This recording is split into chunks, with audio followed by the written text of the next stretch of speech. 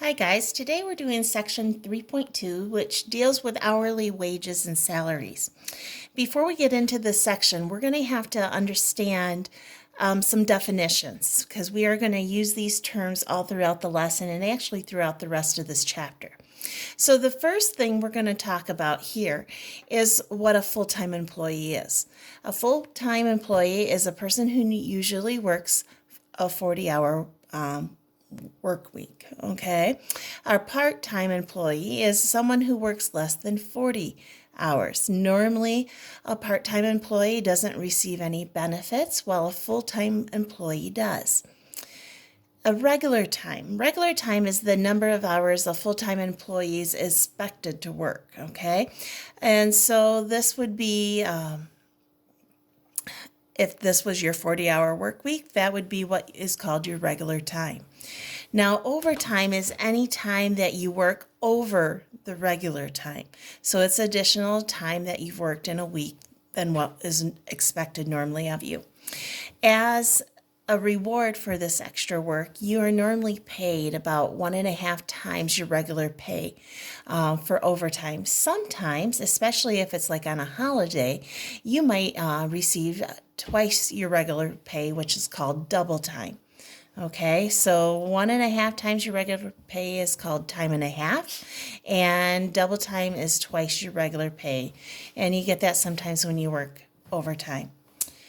Gross pay, okay? Gross pay is the amount of money an employee is paid, okay, given your work week. And this is what you receive before any deductions are taken out. Okay, your government is always going to take out FICA taxes and income tax deductions, okay? That amount is basically your gross pay minus those deductions, the FICA tax and income tax. That is what we call your net pay. Now, there's one more type of pay that we always talk about, your take-home pay. Okay, and that is the actual money that you get to use and plan for spending for your budgets. And what exactly take-home pay is your net pay, so taking out your FICA tax and income tax, and then any extra employee withholdings.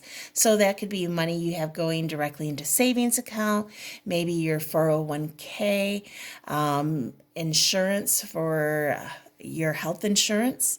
You could have a fund that's going into, or sometimes your fees for childcare or something like that. You can have that taken out. And what you bring home after all of those deductions is what we call your take-home pay. Okay, so we've talked about full-time and employees. We also have a type of employee that is what is called a salary worker. A salary worker is someone that has isn't paid by hourly. Okay, he or she has a base salary and is expected to work so many hours. And if you do have to go above and beyond that time, you don't get paid any of the overtime usually.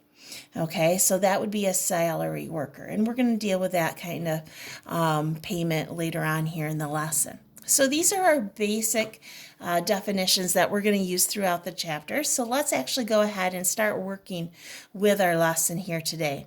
So our job is actually going to find how much a person gets paid. As any worker, that's an important thing for them to know, is how much they're actually making. So the very first thing, that when we work with pay, we always are basing it off from an hours. Okay, so you're paid $15 per hour or $7.50 per hour. So if we have something that has minutes, we're going to have to actually go ahead and convert it to hours. And we're going to simply take however minutes that might be, 45 minutes or 30 minutes, and we're going to divide it by 60. And that's going to give me the amount of pay per hour. Once we have the total amount, then time worked, we're going to then go ahead and multiply that by your wage. Remember, we're dealing with money, so we need to go ahead and round our answer to the nearest cent. Okay, so let's go ahead and let's practice an example here, okay? So we have Jim. He is a part-time worker and he gets $7.15 per hour. His gross pay, we're to find his gross pay, so the amount he brings home before any deductions, if he's worked 26 hours and 45 minutes. Okay, remember, we've got to take this 45 minutes here, first of all, and turn it into an hour. And we know, thinking about it, 45 minutes, looking at a clock, is 3/4 of an hour, or 0.75. So he has worked 26.75 hours in his work week. Okay, we're told that he gets $7.15 per hour. So what we're going to do is go ahead and we're going to multiply that together. I get 26.75 hours that he worked times his pay of $7.15, and I end up with $191, and I have a decimal that continues as 2625. Now, because we're dealing with money, we're going to go ahead and round that to $191.26 is what he made for that week. And that would be his gross pay. Okay, now let's continue on and let's do a few more examples here. So let me get this situated here. We have to calculate the gross pay for Suzanne.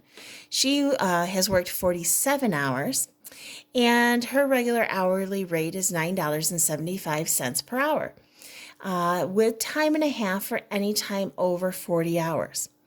Okay, so we know that her standard amount of time that she needs to work is 40 hours. She's worked 47 hours though this week.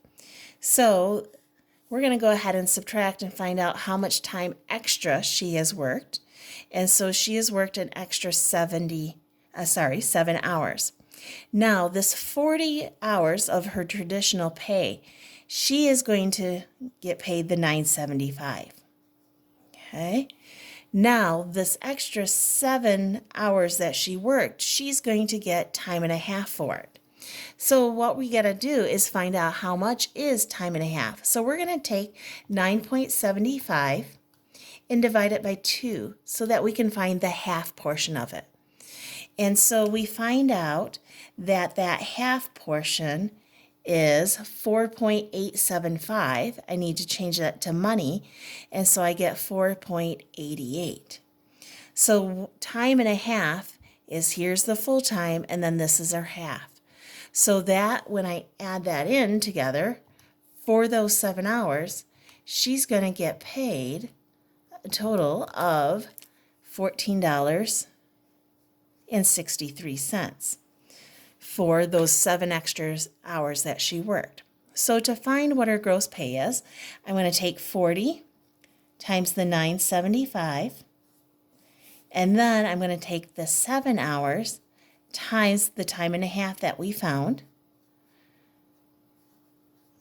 and multiply them together. So for her overtime, she got $102.41, and for her regular pay, 40 times the 9.75, you end up with $390.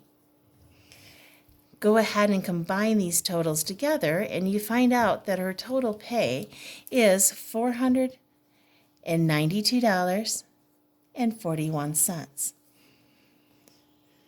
Okay, so if you notice, we had to find out what her normal hours were, subtract that from the amount of hours that she worked, and we find out how much she had in overtime. My next job was then to find how much was time and a half, because we found out that for all the overtime that she worked, she got time and a half pay. So I take her normal pay of $9.75 an hour, divide it by 2 to find the half. Once I found that, I added it to the regular time to find time and a half of $14.63.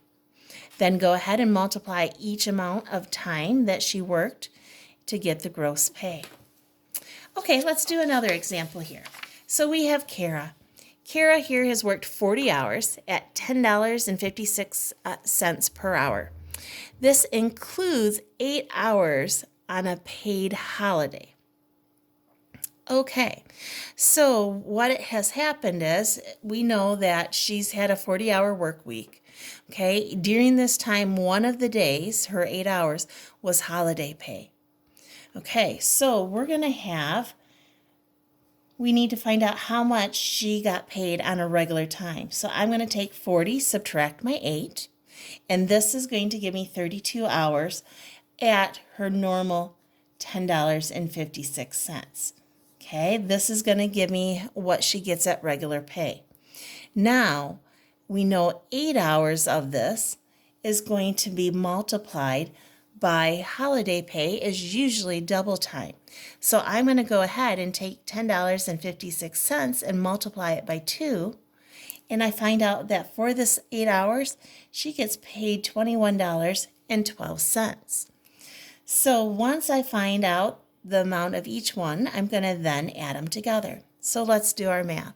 So 8 hours at $21.12 gives me a total of $168.96. And then her regular pay is 32 hours at $10.56 per hour, and she gets $337.92.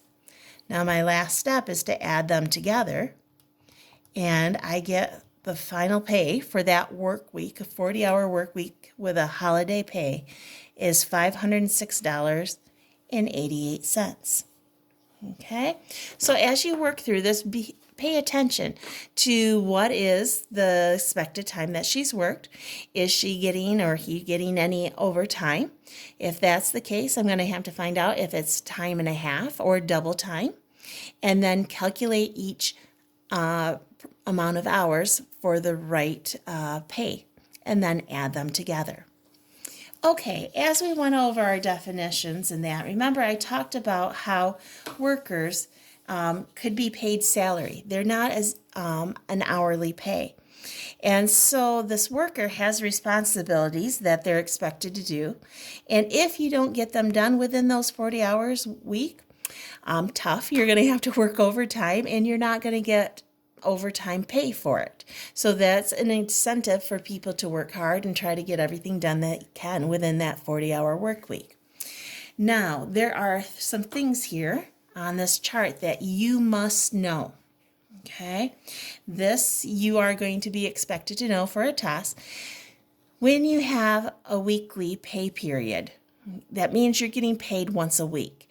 And that means because there's 52 weeks in a year, you're getting 52 paychecks. Bi-weekly means that you're getting one every other week or every 2 weeks. And so how many paychecks are you going to get per year? You're going to get 26 of them, because half of 52 is 26. Now, you can sometimes get paid semi-monthly. Semi-monthly means you're getting 2 paychecks per month. And if we have 12 months in a year, times that by 2, I get 24 paychecks. And once in a while, you might get paid monthly. Monthly means you get 1 check per month, and that means out of the whole entire year, you're going to get 12 paychecks.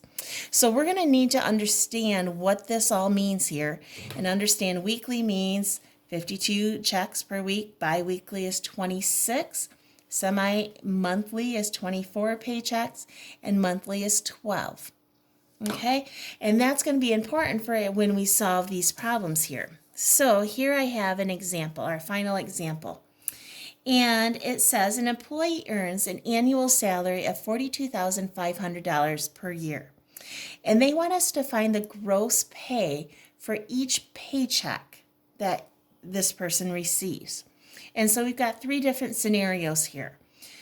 The first one they want us to know is if he gets paid monthly, how much is each paycheck going to be? And so what I'm going to do is take that $42,500 and I'm going to divide it by the amount of paychecks he gets.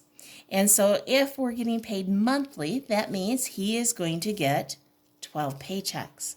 So I'm going to simply take that $42,500 and I'm going to divide it by 12. That means that every paycheck that he brings home once a month is going to be $3,541, and we need to round it to change. So it's a continuous 666, so I'm going to round it to 67. Okay, this is his gross pay. That's not counting all the taxes and FICA and any deduction he has coming home. This is his gross pay. Now we're going to do the same for semi-monthly. Semi-monthly, I still have that same annual salary that he earns. Okay, except this time, instead of being broken up monthly, he's getting paychecks semi-monthly, which means he gets 2 per month. And so that means he's going to get a total of 24 paychecks within the year. So I'm going to take that $42,500 and I'm going to divide it by 24. And now his paycheck is getting smaller because he's getting twice a month. And so the bring home gross pay is $1,770.83. Okay, the same gentleman here who's working is getting his $42,500, and now it's being broken up into bi-weekly paychecks. And remember, bi-weekly here means he's getting a paycheck every 2 weeks. So out of the whole entire year, he's going to bring home 26 paychecks. To see how much he gets paid for each paycheck, I'm going to take $42,500 and divide it by the 26. And that tells me that he is going to get $1,634.62 in his paycheck for his gross pay every time he gets a bi-weekly paycheck.